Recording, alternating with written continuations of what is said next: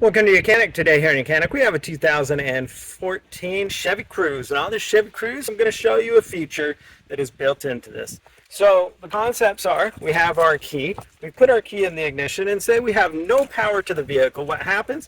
We turn the key on to start it, and of course it won't start, but when we turn it back we're not able to unhook it. The same concept as if your vehicle was in gear of why you can't pull your key out.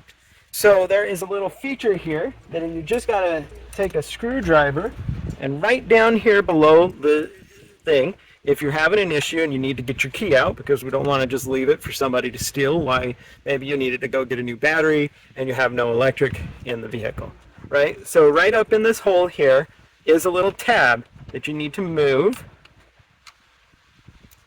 backwards toward you, and we just push that tab back with the screwdriver, and then we're able to hit the bypass to be able to twist this to unlock and pull the key out.